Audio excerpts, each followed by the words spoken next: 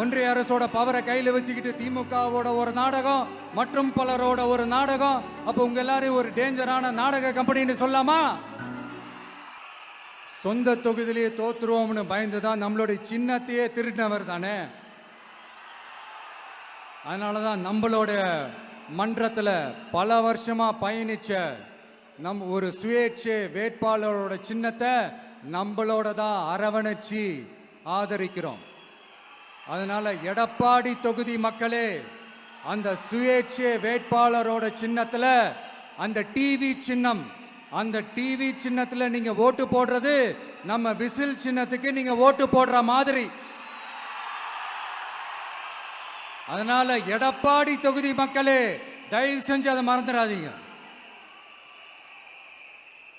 இந்த திமுகவுக்கும் மற்றும் பலருக்கும் ஒரு காமன் ஓனர் ஒருத்தர் இருக்கிறார்ல, யாரு?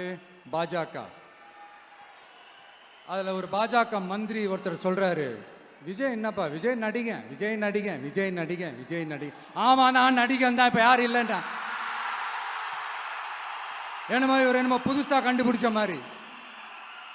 ஆனா நான் அரசியலுக்கு வந்துட்டு நடிக்கல, அரசியல் நான் நடிக்கல. ஆனா நீங்க என்ன பண்றீங்க? அரசியல்ல இருந்துகிட்டே நாடகம் மேல நாடகம் போடுறீங்களே. அப்ப உங்க எல்லாரையும் நாடக நடிகர்கள்னு சொல்லாமா?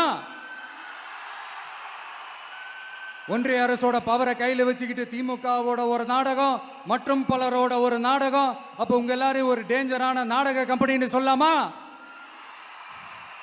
இந்த பாஜகவோட சரண்டராகி இருக்கிறதோட மட்டும் இல்லாம இந்த ஊழல்லையே ஊறி போய் இருக்கிற இந்த ரெண்டு பேரும் நமக்கு வேணாமுங்க.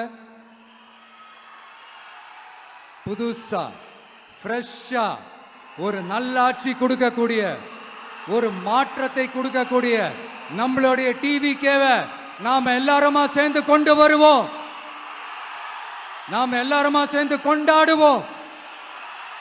இது ஒரு மாற்றத்திற்கான ஒரு தேர்தல். சும்மா மாத்தி ஓட்டு போட்டுக்கிறதுக்கு பேர் மாற்றம் கிடையாது.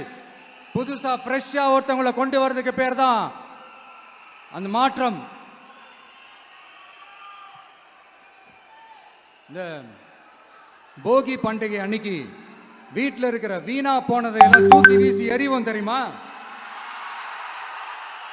அந்த மாதிரி இந்த தேர்தலில் 75 வருஷ பவள விழா பாப்பாவையும்